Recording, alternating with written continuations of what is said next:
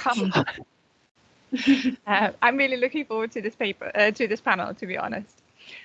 So for anyone who hasn't met me yet, I'm Elke Weissmann from Edinburgh University. I am chairing today's session. As always, we will take papers one after the other with basically, well, there should be around 20 minutes as papers.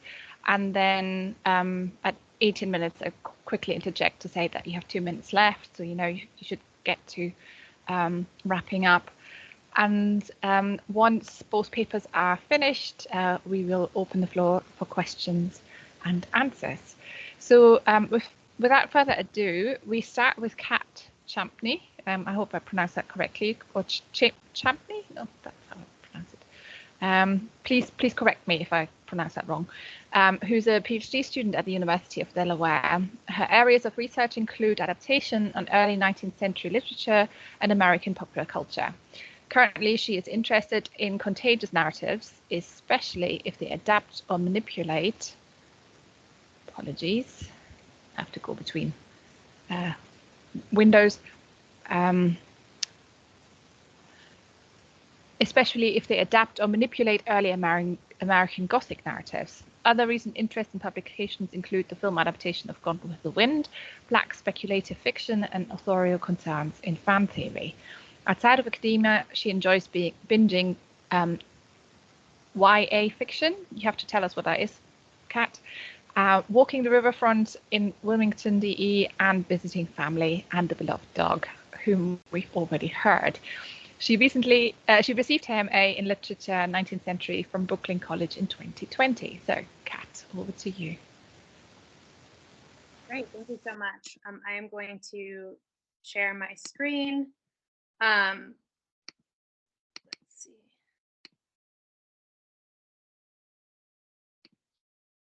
Can everyone see that?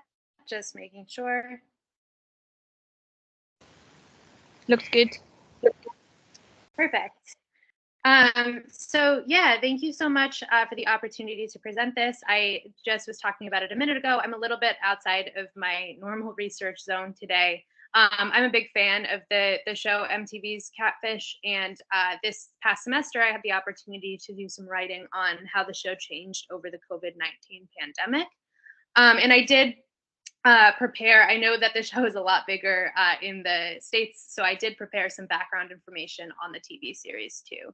So if you're not familiar with how it was before the pandemic, definitely going to talk about kind of what was going on with Catfish, how it came to be, and then what I'm kind of most interested in talking about.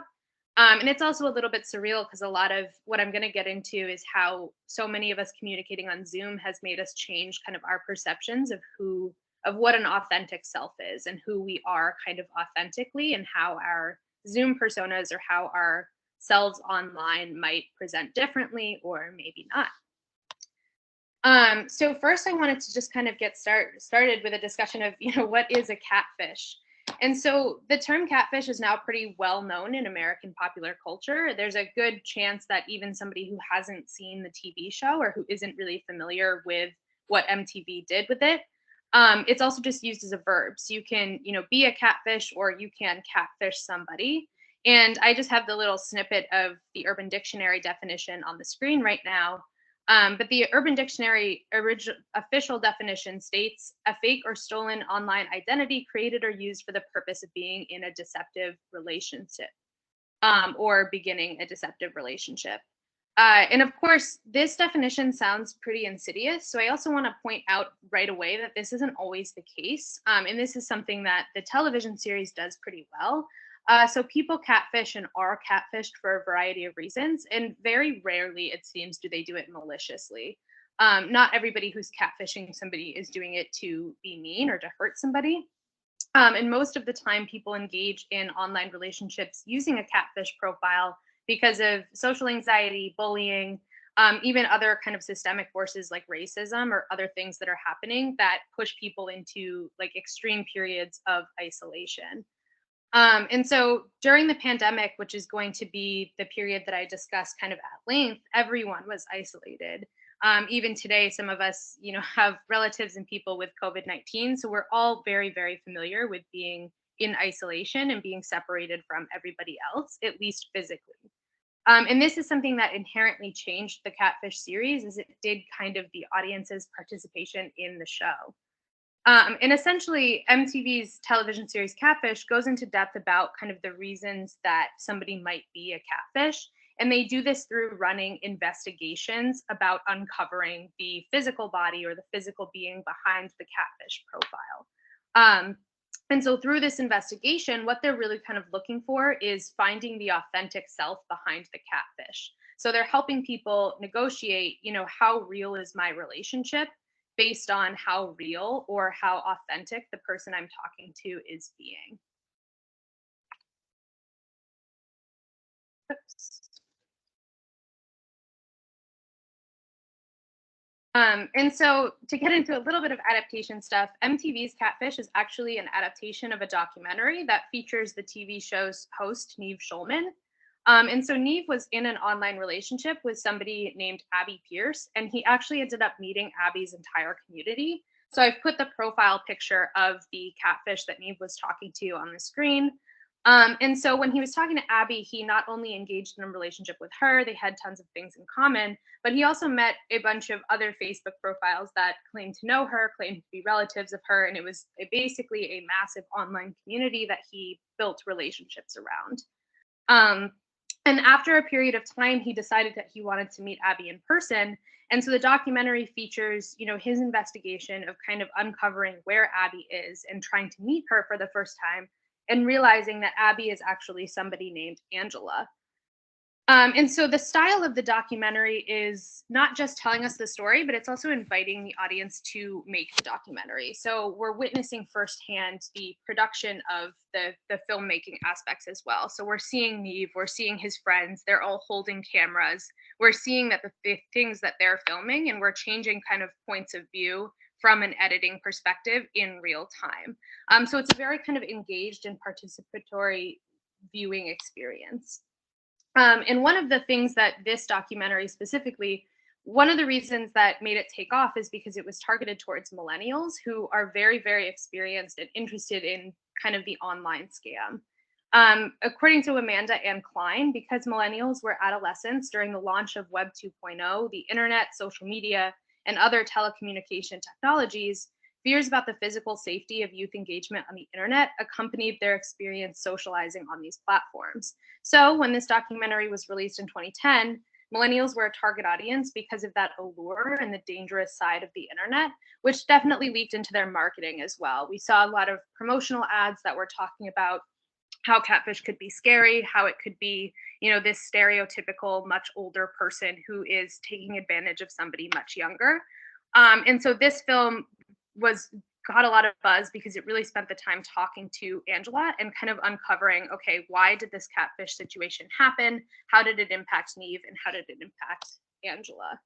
And that led to MTV making an adaptation of this, which turned into a television series, which is filmed the same way. So the host is now Neve Schulman from the documentary, and the audience members work with Neve, his co-host, and what's called the hopeful, which is the person who is in the catfish relationship, to uncover the material body underneath the online catfish profile. So essentially, these online investigations are always looking for that physical image or the physical body of the catfish.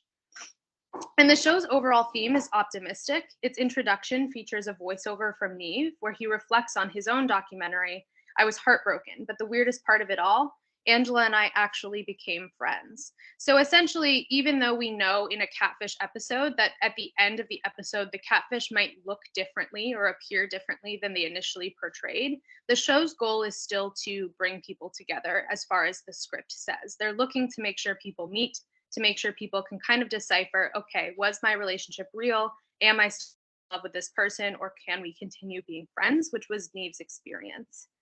And so the episodes I'm going to talk the most about are with the co-host Cami Crawford. I argue, and in this project in full, I talk about how there was a significant kind of shift in the narrative of the series post 2020, and especially after the original host, Max Joseph, who comes up a couple of times, exits the series. So I've listed the co-hosts there, but I'll refer to kind of Cami and Max, and just note that Cami is post 2020 and all of the pandemic episodes, and Max Joseph was the original couple of seasons. And so just as far as the basic structure of an episode goes, so episodes before the COVID-19 pandemic always start with an interview with the hopeful, which is a Skype or video chat with Neve and this person. And essentially, Neve and the co-host sit down. Neve reads an email that the hopeful has sent, which details their relationship and is basically asking MTV's Catfish to come and help them uncover who their catfish might be. Then there's something that I called here an authentic investigation. And I say that because it's important to note that Neve and the co-host don't operate off a script or have pre-assigned investigative tasks. Of course, the production team does know the identity of the catfish for legal reasons, but Neve and Max are free to investigate however they choose. So they'll look at things online, they'll look at Instagram profiles, they'll try and figure out who this person is on their own. And that's a real experience that the audience is watching. So the questions they're asking each other, the people they're reaching out to, though most of those people have been vetted by production, Neve and Max and whoever the co-host is at the time are doing things, for real. And so Amanda Incline also interviewed Max for her book, and he said, we're not good actors. We want real reactions in real time on camera. We go very carefully through the Facebook pages and the Instagram accounts. We look at the URLs of the handle, which is very often a tell. So Spokio, People Search, White Pages, My Life is another one that's good, not rocket science. And each episode really peaks after this step too, because this is the moment when they are going to the catfish's location. And there's always a stop point in the episode where, especially before the pandemic, where they could travel, Neve would walk up to the alleged house of the catfish. He would ring the doorbell, and the episode would cut to commercial, or that scene would stop right before the catfish comes to the door. So the show really builds suspense, and it's been kind of equated to a true crime genre-ish show because of that moment of suspense, the moment right before we see that physical body of the catfish.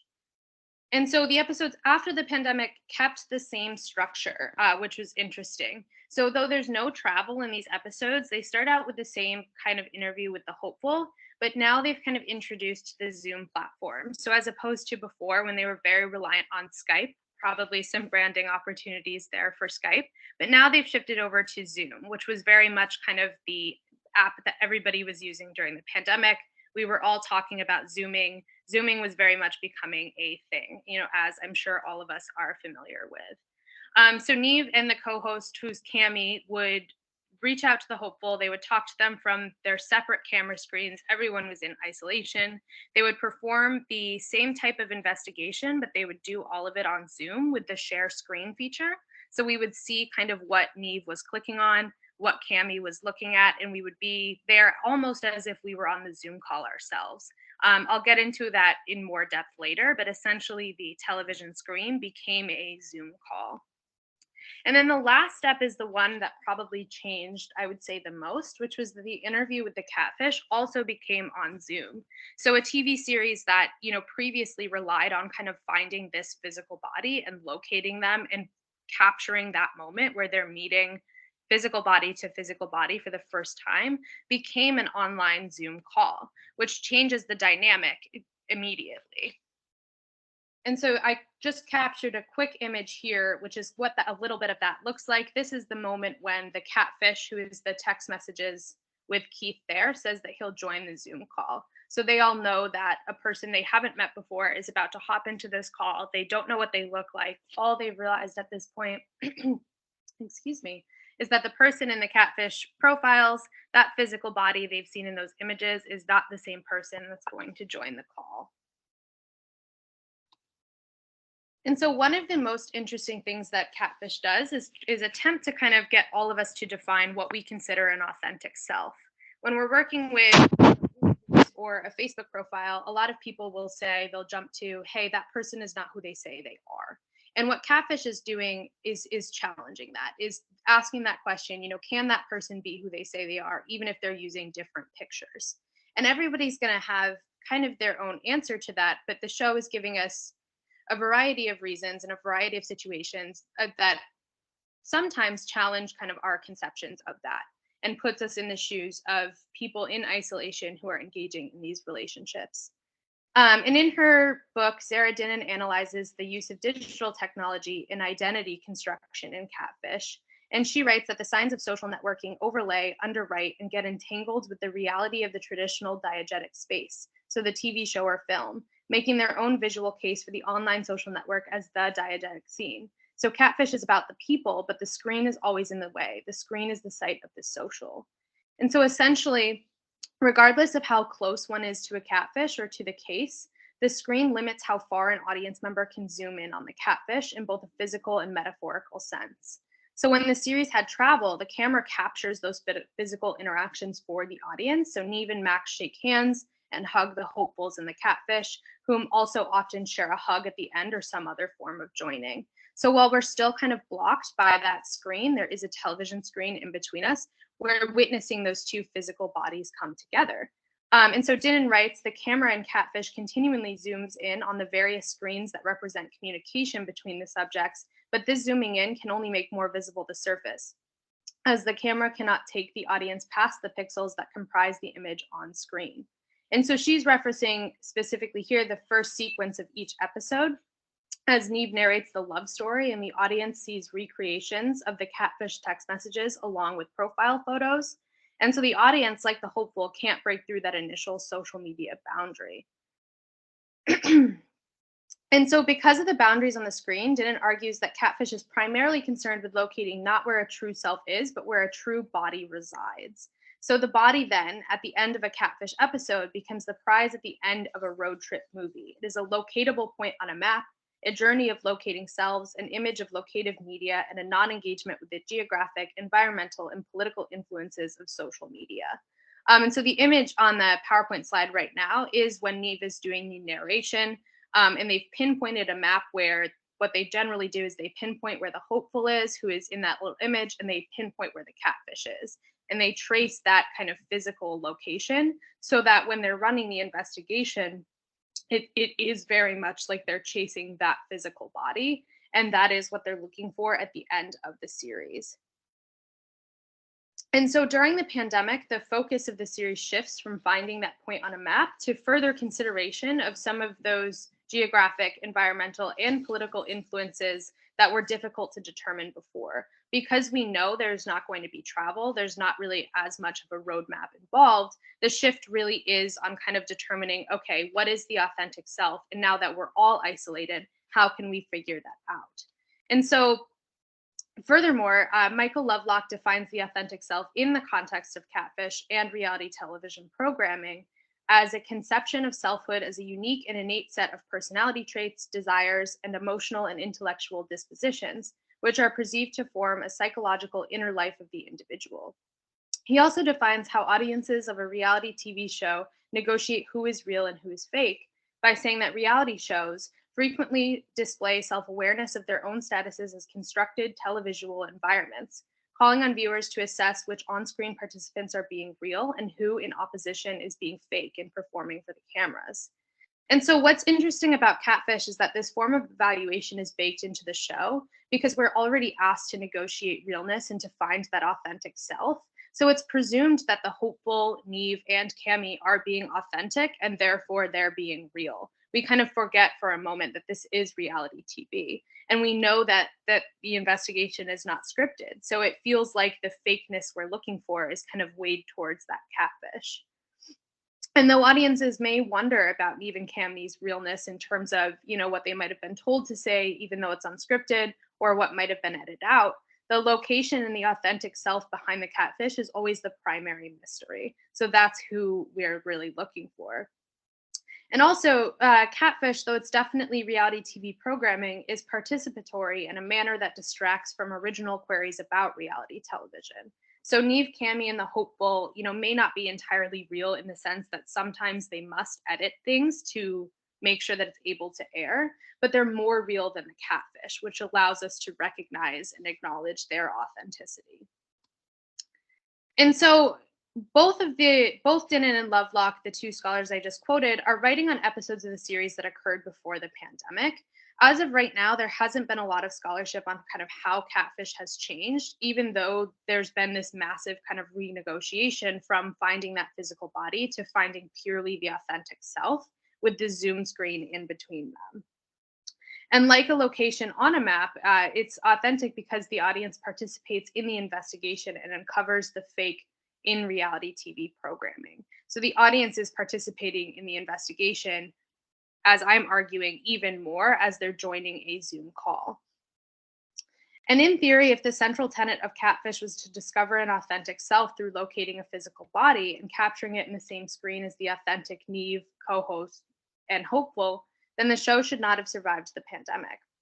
During the pandemic, all travel was suspended. So the reality TV cameras were no longer able to capture all of the show's participants in one screen. So by proxy, the catfish's body becomes unlocatable, accessible only by the same online tools that allows them to catfish in the first place. So the whole narrative of the series shifted. We went from asking people why they're engaging in these online relationships, why they're not meeting up, seeing each other's physical bodies, to relationships that rely on the internet. And we're relying on those tools of online communication to foster them.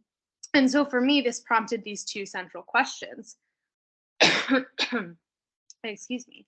So the first is, if the physical body is the site of authenticity for a catfish, how can the show survive a pandemic where travel is suspended and they can't perform that third act of the investigation? And the second is, what might Catfish's survival, so their shift to Zoom, say not just about adaptation and television, but about human social networking during mass periods of isolation. And so episodes of Catfish films during the pandemic challenge the idea that locating a true body locates that authentic self.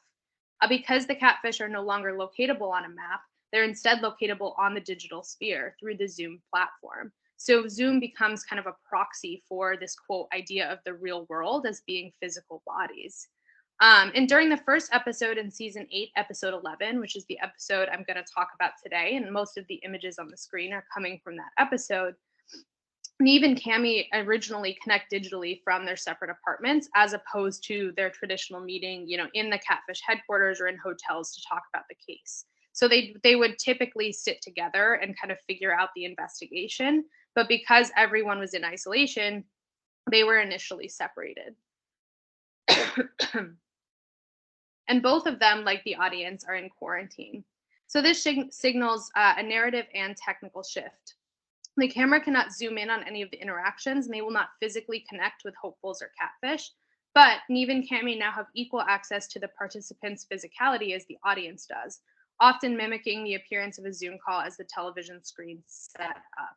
So we're interacting with Cami from Neve's point of view right now, but it feels almost like we're zooming with her as well. The image on the screen looks identical to the image of the participants in this call, even. 2 minutes. Thank you.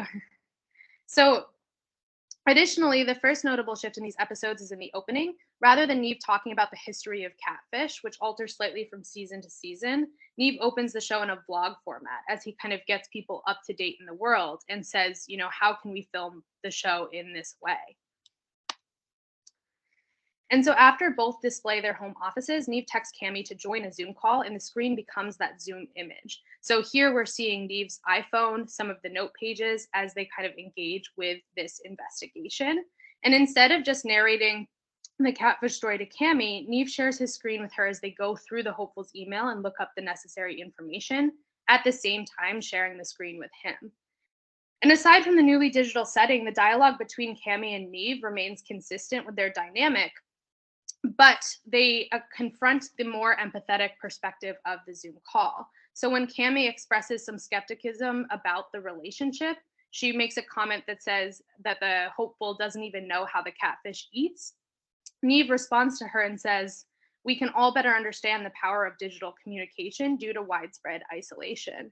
So when previously someone might be like, yes, like how are these people so close when they haven't met, they haven't seen kind of those day-to-day physical interactions? Neve responds and says that many of us understand that. Even right now, there are still immunocompromised and people in isolation from COVID-19 that are able to kind of understand these catfish relationships. And then another significant shift in the pandemic episodes of the series occurs during the moment of confrontation. So rather than ringing a doorbell, as I mentioned earlier, the hopeful waits for their catfish to just enter the Zoom call. And during the first episode, as they wait, Cami says this is more nerve-wracking. Usually we have like a little bit of an inkling, like the door will open or somebody will walk up. We don't have anything. There is nothing that is like preparing this moment. So in many ways, the Zoom setting can be more frightening, more emotional than the travel episodes. And it also gives the catfish some more authority. So the catfish is now able, instead of coming to the door and being confronted, the catfish can kind of decide when to join the Zoom call or when to show their face, as you see right here, which is a catfish basically pointing the camera at the ceiling to be able to talk first. So the audio part comes first. And so in order to address my first question, my goodness, excuse me. If the physical body is the site of authenticity for a catfish, how can the show survive a pandemic? The reality is the series probably couldn't, because what we're realizing is the site of authenticity isn't in that physical body. It's in the authentic self, which can still exist in a catfish. And so to transition to my second question, part of catfish's survival in the pandemic speaks directly to its adaptability. You know, that's already evident a little bit in its transition from the documentary to the television series, but it also excels at adaptation and practice. We saw that transition from Catfish being just a TV series to a term that's on Urban Dictionary and something people understand.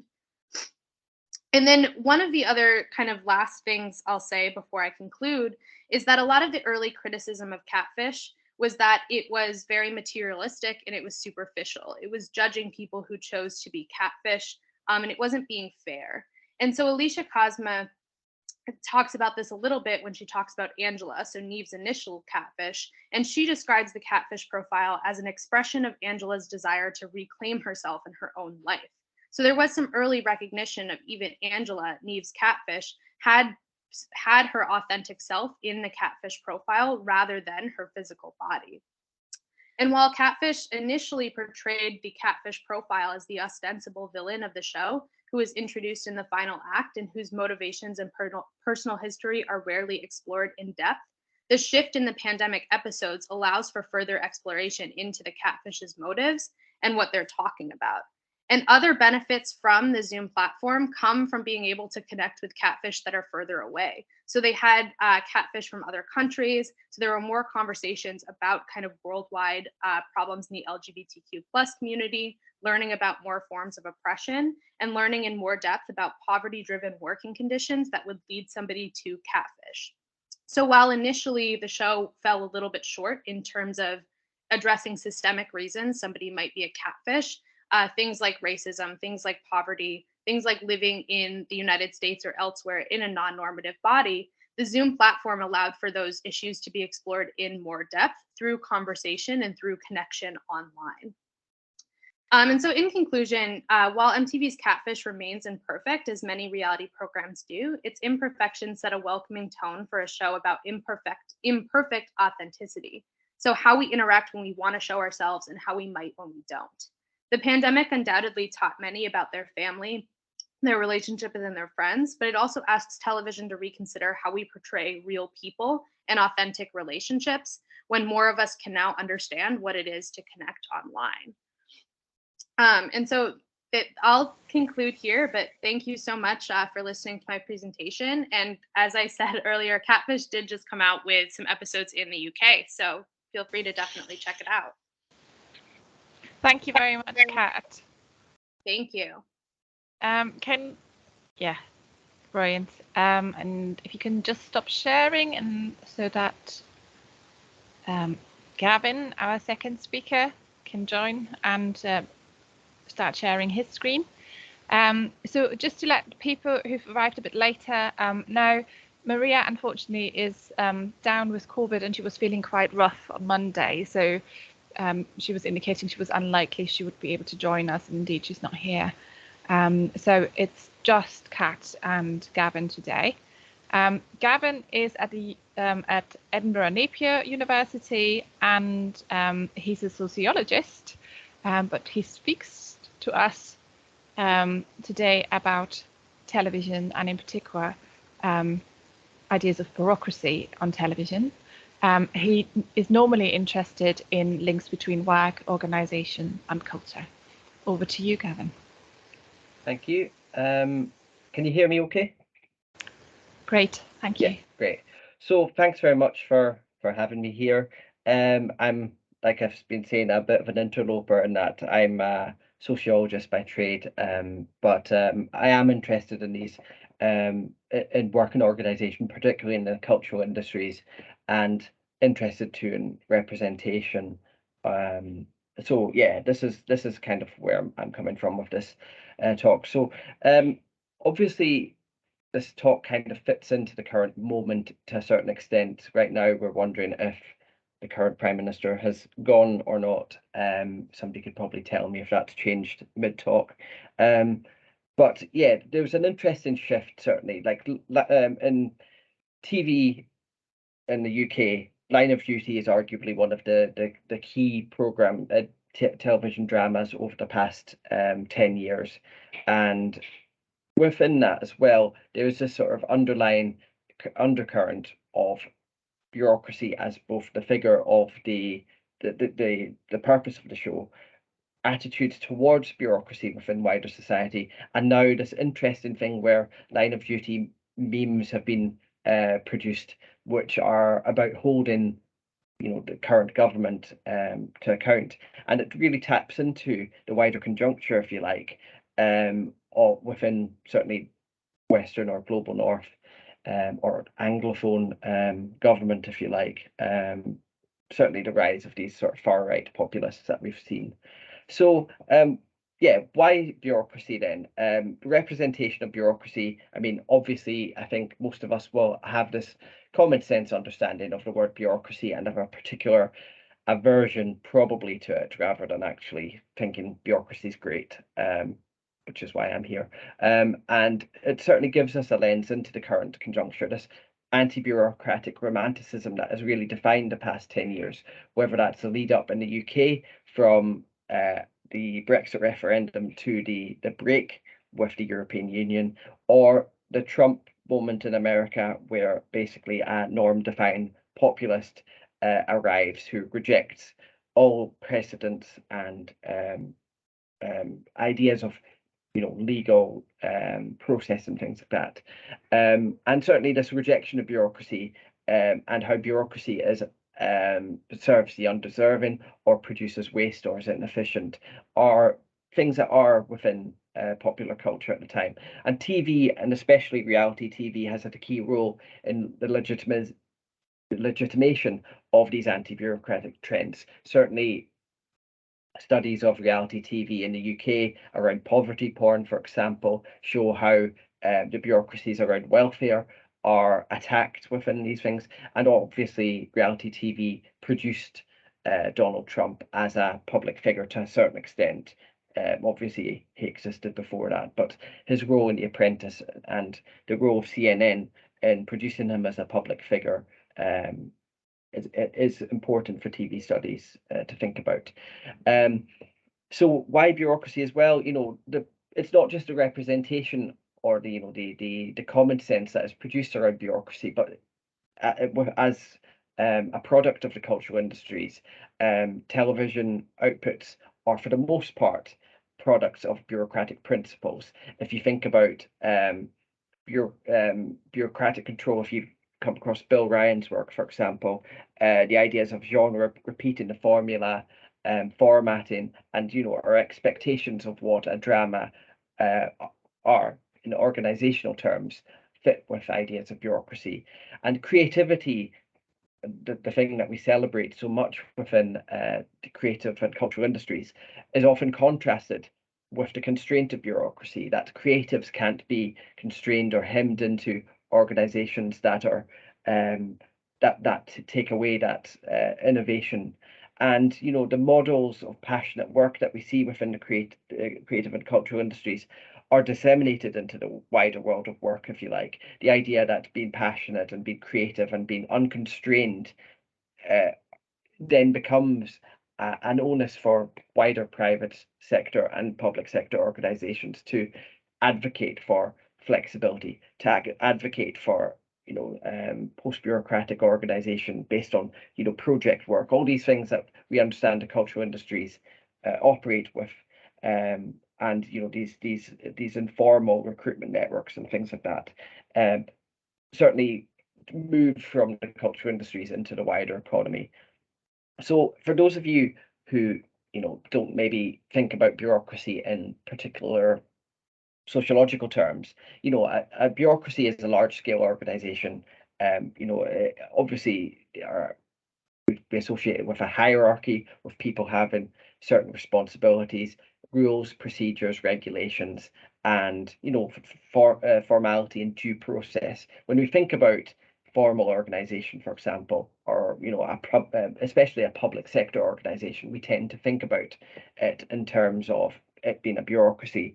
Yet, people like Weber and 100 years ago, David Graeber earlier in the last decade, often sort of talked about how most organizations, certainly historically, have been in the last 100 years bureaucratic organizations, whether they are private public sector organizations, whether it is the government, whether it is Ford, whether it is the Catholic Church or whatever. But much of this sociological concern comes from Max Weber, yet the reaction against bureaucracy is tied to right-wing politics, whether that's particularly libertarian politics. For example, the libertarian economist von Mises often talks about criticizes bureaucracy. Nobody doubts that bureaucracy is thoroughly bad and should not exist in a perfect world. Yet it exists in a paradoxical relationship. Certainly people like Will Davies and Peter Fleming sort of talk about how this free market ideology that is about loosening constraint and freeing us is often supported by even more bureaucracy. David Graeber calls it the iron law of liberalism, where any attempt to remove bureaucracy doubles or exponentially increases the amount of bureaucracy. So it's a very paradoxical thing, and I think the paradox is something I want to bring out within this example. So bureaucracy on TV, for those of you who've watched The Wire. The Wire is 5 seasons of looking at different bureaucracies and how they're terrible, or how the bureaucracy has taken the soul out of, or what Weber would term the substantive rationality of the organization. The overriding purpose has given in to numbers and instrumental rationality. Line of Duty as well is more famous in the UK for being more overtly bureaucratic, focusing in on the bureaucracy there. And The Good Fight in America is a very good example, I think, of bureaucracy, low-key bureaucracy, in that it is about the critiquing a world without norms, and how there are these different organizations that certainly could emerge and all that. And if I had time, I would focus on bring out The Good Fight as an interesting example. But also bureaucracies versus TV, getting TV and viewerships and clicks and engagement is particularly important in sport. And certainly Formula One has often been seen as an over-regulated sport that's difficult for viewers to follow. And there's a controversy last year with Lewis Hamilton not winning a championship because rules weren't followed. So you end up with these contrasts between the following the purpose of the sport versus improving the show. And VAR in football is a good example of that. So this is kind of the wider project that I'm examining, but I'm going to focus in on Line of Duty within this talk. So the bureaucracy of Line of Duty, if you think about it as a cultural production as a bureaucratic process, Line of Duty is archetypal, repeating the formula, a recognizable format within a genre with certain expectations that are met. So it's a crime series. It focuses on the police. It isn't remarkable in looking at endemic corruption. The bill did it 10 years before that, but yet it is the innovation within it, the dramatic innovation within Line of Duty is the bureaucratic procedure, the very theatrical the theatre setting, interview set pieces, if you like, are a celebration of bureaucratic procedure and how being interviewed by somebody 1 rank senior or 2 rank senior, whatever the line is, these sort of very bureaucratic processes about fairness and due process become very quotable and innovative dramatic devices. Yet arguably you can also see it in the consumption side, where it's ultimately a victim of its formula. There's the controversy of the season 3 ending when it goes into full action drama thing, rather than maybe this more slow paced, not slow paced, I could never say slow paced about it, but this more thoughtful evaluation of bureaucracy. You lead into the final ending, these big set pieces and action scenes that it became. Sorry. Certainly it led to this disappointment in that it became a commentary on bureaucracy, but people were wanting the big action finish, if you like. So it is an anti-bureaucratic thing, and certainly in season 1 and 2, for example.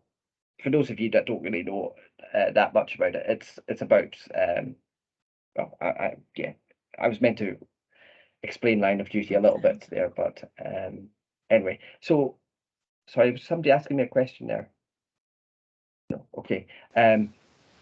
So anti-bureaucracy is about institutional corruption. There's the organizations portrayed within Line of Duty are endemic with corruption. There's groupthink. The bureaucracy is unresponsive to the legitimate crime concerns of the public. There's a rise of charismatic figures. Each year has this charismatic lead bad guy, if you like, who is often railed against by the rational legal authority of the corruption investigators. Everyone is bent, to use the term in the show. Everyone is corrupt and can't be trusted. You can't, and then there's these sort of low-key bureaucratic things about de-skilling, where there's these non-professional roles, non-police roles, which are put in there to make a comment about cutbacks, austerity, but usually not from a critical of austerity point, but rather that there's a sort of politically correct way of looking at it. So to use examples from the show, for those of you who are maybe familiar, there's these 2 characters who are pop up within the first series. The one on the left is seen as this beaten by the bureaucracy, cynical figure who doesn't really want to have to deal with paperwork, so doesn't really do police work, whereas the character on the right is this more naive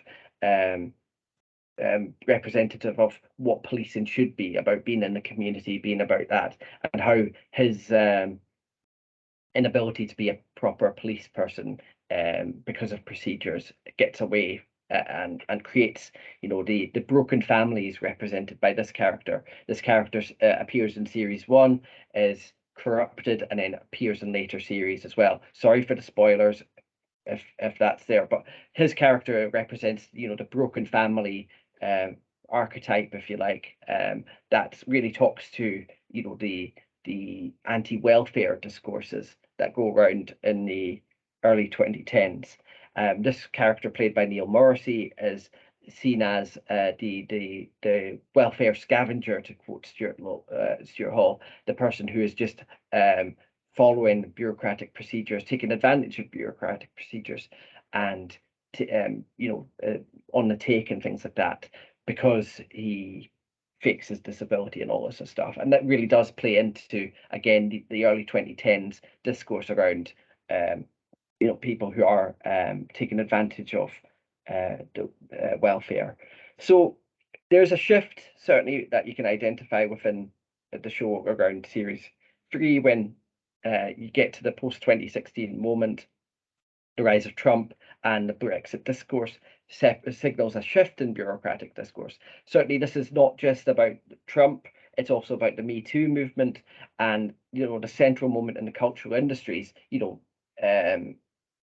Me Too movement, from an organizational point of view, can be looked at as the effects of personal power within a post-bureaucratic organization, the personal authority of Weinstein in the Weinstein organization, which Miramax, and the sugar daddy capitalism that Peter Fleming talks about. You know, that when we take away bureaucracy, we take away fairness, we take away due process and things like that, and it then centers the charismatic authority, if you like, of these sugar daddy capitalists.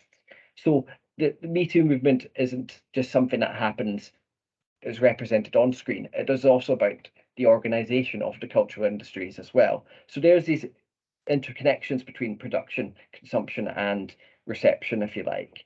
So Line of Duty already integrated, you know, post-Savile plot lines into the program, and then later Me Too lines, which were done in a sort of ambivalent fashion. The popular lead character, Ted Hastings, for example, is portrayed as a sexist, and then there's all these comments about political correctness and gender neutral language, which are really grating, and again these sort of vox pops of the common sense about due process. The final seasons integrated a more overt political critique. There's a famous "When did we stop caring" final speech, which was obviously aimed at the current Conservative government rather than the character directly in front. And certainly this popularity of the programme has led to the Led by the Donkeys campaign group, which was an offshoot of the Remain campaign to an extent, to create, well, that's unfair to, sorry, you know, this sort of, it's a campaign group that is advocating, you know, an idea about good governance and things like that, and these norms that we used to uphold. So you see these campaign videos mashing up Boris Johnson being interrogated by the AC12 group within that, and creating this idea of holding power to account, which has fallen by the wayside with certain of these populists. This is an example from it there. So what my key point from this would be that there's been sort of what I'd term a double movement. I'm borrowing from Polanyi's political economy idea, where, you know, the market society, the marketization of society goes too far, and then triggers a double movement, you know, a movement from market society, and then a double movement asking for greater protection from the excesses of the market society. And certainly bureaucracy is tied to this debates about the state and free markets. You know, the Hayek, Friedman, von Mises are all these sort of right-wing economist figures who are anti-bureaucratic, who are anti-state. And you can see this reaction to the anti-bureaucracy in the earlier seasons, and particularly the Trump and post-Brexit moments being, you know, twisted round, or, you know, turned back on itself to represent a double movement, whereas in earlier seasons, Line of Duty is critical of bureaucracy, sees it as failing bureaucracy, and seeing bureaucracy itself as something to be critiqued. You see it now as, you know, the ability of AC12 to hold power to account becoming celebrated and becoming something that's shared in the wider conjuncture. So what would is my conclusion then? You know, what's the connections? So what I would say is the connections between consumption and production within the cultural industries are important to explore. Certainly, this has been a theme in the keynote, for example. Certainly, when you think about diversity initiatives, for example, the bureaucratic remedies to underrepresentation or to improving diversity are often reacted against in terms of PC gone mad or tokenism. And so too, you see the introduction into plot lines of you know, Me Too ideas or things to increase diversity. But the representation of bureaucracy itself has played an important role in the creation of a common sense on bureaucracy. Certainly, if you look at the earlier seasons, you know, this anti-bureaucracy feeds into the idea of bureaucracies as being wasteful or being ridiculous or whatever. And certainly, you know, this fits into the idea of Brexit and things like that. But behind the cameras as well, that feeds into the ideas of how the abuse of personal power shown in ad hoc organizations, or these organizations based around a particular person, show that bureaucracy is perhaps worth defending. Certainly public bureaucracies where they are hiring practices that aren't dependent on informal networks show how you can improve diversity and how you can protect people to a certain extent. I'm not advocating bureaucracy as flawless. Obviously, bureaucracies fail on their own terms, but the principle of bureaucracy is something worth defending. And certainly, the creative industries are front and center for this, where, the idea of creativity, where the idea of innovation are seen as something to be unconstrained by bureaucracy and have this legitimating effect on post-bureaucratic organization. So that's my talk then. Brilliant, Gavin, and also right on time. Thank you very much. First of all, can I ask Kat to, return to camera as well? And I will open the floor to questions. Very interesting talks. Oh, by the way, I haven't yet had the chance to clap yet. There you go. I found, Gavin, what you were saying, you were alluding to Rowan Aus's keynote in relation to ideas of caring and work and stuff, and how holding people to account. And in a way, I find it interesting to look at that also in relation to Catfish, which seems to develop a new understanding of what it means to care with the pandemic in a way, away from, oh well, it's all about caring for, in a way, the victim of the catfish at the beginning, which thinks of reality as really strongly based in materialism and the body and all of that, and then it moves to a caring about the authentic self, which suggests something much more fluid and flexible, but also more diverse potentially, as you indicated. So I find that really interesting. But what struck me as well is that it really fits into I think it was the first panel after the keynote, where they were discussing changes in reality television, where these discourses of care are really, really noticeable, in particular in the reboots of reality TV. But at the same time, there is still something going on, and you point to that as well, which is about, reality television operates in a particular kind of context, doesn't it? Which is always about that moment of transformation, and that moment of transformation operates in a very hegemonic and normative way. And I wonder if you both wanted to say something about this idea of, yes, there is, and you've pointed to it, but I just wanted to tease that out a little bit more. Yes, there is something quite positive about this, and it is about diversity and inclusion and potentially caring, but nevertheless, there is something also more problematic. So what's the problem? Basically, I'm asking you to say something about the problem, basically. Yeah, I can speak to one of the problems with Catfish that still kind of exists in the pandemic is there remains an access problem. There's a minimum threshold to people participating in the Catfish series, whether that be as an audience member, so having access to MTV and to streaming services, but also having access to a Zoom platform becomes the new thing. We saw during the COVID-19 pandemic how difficult it was making sure that everybody had access to Zoom.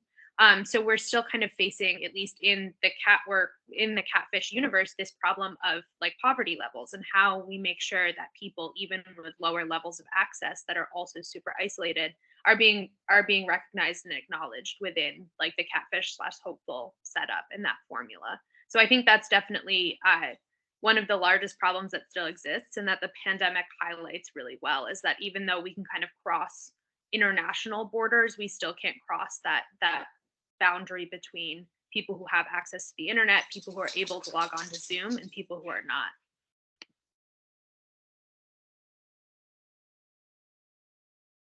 You're muted. Gavin, do you want to respond to that question at all?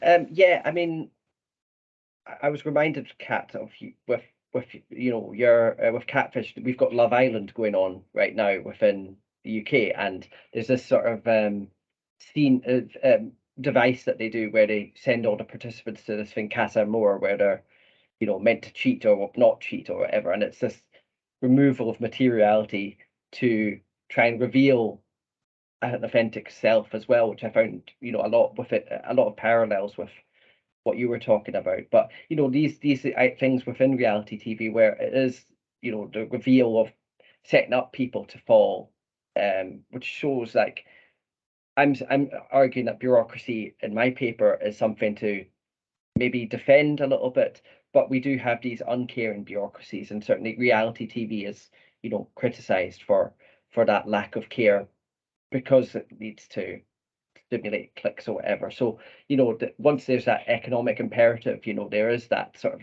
lack of care. And certainly, you know, the speech within Line of Duty is about, you know, when did we stop caring and all this stuff. Well, you know, the bureaucracies of the police, for example, are all about, you know, they're always criticized for not caring about honest police work. It is about, you know, catching criminals, targets, financial efficiency and things like that. So that's why I'm trying to tap into, is that bureaucracy tells us a lot about care in one way, shape or form. It's just that these organizations are maybe taken away from care. And that representation of these bureaucracies is important to think about within, you know, these concerns about diversity, about exploitation, about lack of care. Do we have any questions from the audience? Feel free to type into the chat as well, if that's easier. But obviously also feel free to raise your hand or unmute yourself.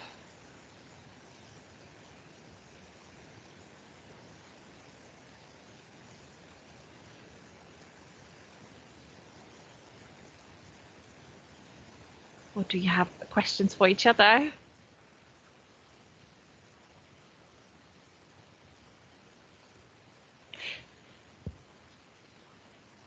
Go for it, Gavin. So I mean, I think it's, you know, like I was asking you about, you know, the parallels with other reality TVs. I mean, is that a focus at all of your research as well? Like this removal, if you like, of the body and in reality TV. Yeah, in the full length paper, I do a comparison with Netflix's The Circle. I don't know if anyone is familiar with that show, because that's a part of the game they're playing in reality TV. Is they almost encourage at points people to use catfish profiles, and the catfish profiles on that show, interestingly, are very successful in terms of like winning the game and reaching to the final four. And the people behind those catfish profiles, according to the show's media and according to kind of the press afterwards, still kind of maintain really authentic relationships with other participants. So I make a parallel to that show in terms of, you know, how the catfish profile can function in reality TV programming in like a game setting as well, and how it's still kind of questioning and still challenging what is an authentic self, and can that authentic self behind a catfish profile engage in an authentic or in a real relationship? Like, how do those things transfer? I was reminded of The Circle when you were talking, especially in the UK, we've got a version here, and there's even celebrities that are the catfishes as well here. This idea of the authentic self is obviously you know, a highly problematic concept, but one that really strikes me as, particularly in a kind of post-COVID context, as really indicating a significant shift in perception, potentially more generally, which is, yeah, it's nearly spiritual, I would say, and in a way, I wonder how much, you know, those bureaucracies are also about sniffing out those authentic selves, particularly in Line of Duty, actually, which is all about, you know, who are you really? Why are you doing what you're doing? Why are you killing people? Why are you running away? Why are you hiding? Who are you really? That's the constant question, isn't it? So what's the, I don't want to use the word material, but in a way, that's the best way of putting it. What's the material of the authentic self in your eyes? So what is it that makes up the authentic self in those two programs? Do you want me to go first, or? Yeah. So, I mean, boring but kind of fascinating point for me is that the roots of bureaucracy and post-bureaucracy is arguably, if you follow Boltanski and Chappell, the inauthenticity of the self within bureaucracy. So the 1968 moment, if you like, I keep saying moment today. The idea, the protests in France, for example, were about, trade unions fighting about conditions and social inequality, versus the artists who were saying, hey, we can't be ourselves and things like that. And this appropriation of the hippie movement in the 1960s is what you see in organizational theory in the 80s, and this idea that bureaucracies have to be stripped back so that people can be creative and innovative and all this sort of stuff. So you see that within the creative industries. That's why the creative industries is so particularly important in creating this anti-bureaucracy, because you can't constrain creatives.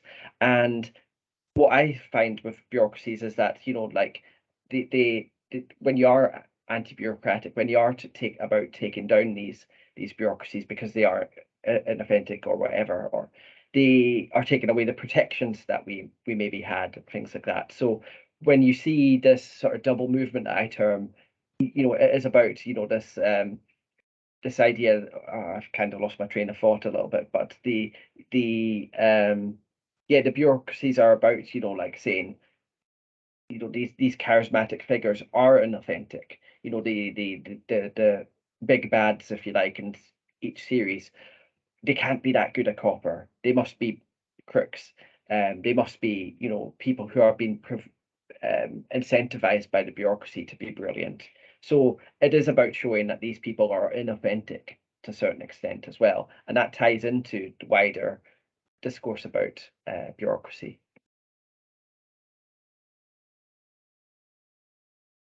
Yeah, and I think in terms of Catfish, I think for me, when I'm reading the television series and when I'm trying to parse out what they're asking us to think about, I think what they're trying to really drive home too is that maybe each person, kind of beyond their physical body and their situation, has many authentic selves, and we have like a societal conception of what's real in terms of who a person is.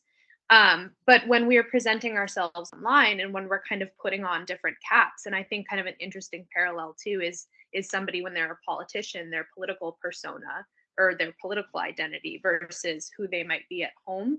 Catfish is asking us to parse out, okay, what authentic self was this person in a relationship with something authentic or something real?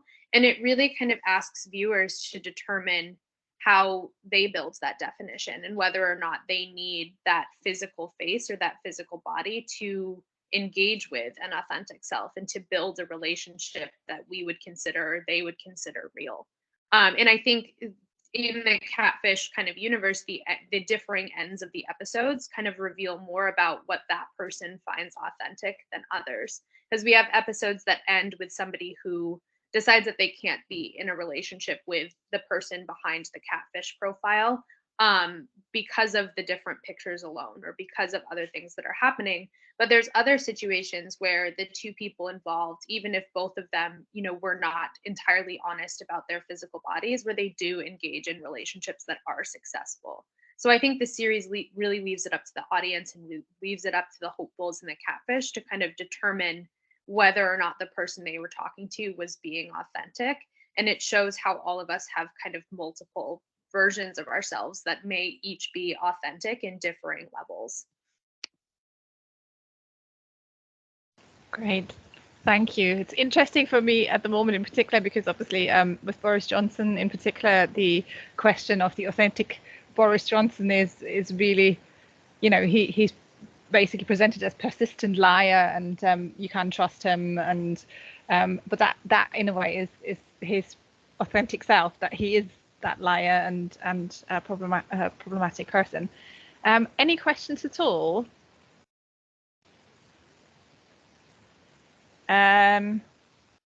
So Boris Johnson is still Prime Minister, I'm sorry to say, but more people have resigned. And the question of will he still be PM tomorrow is what is currently on the BBC website.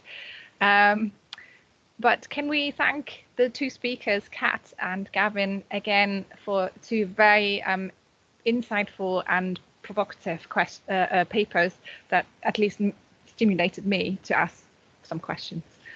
Thank you very much. Thank you. And thanks for that last question as well. I really like got me thinking. Oh, good. Thank you so much. Right, and we stop recording now as well.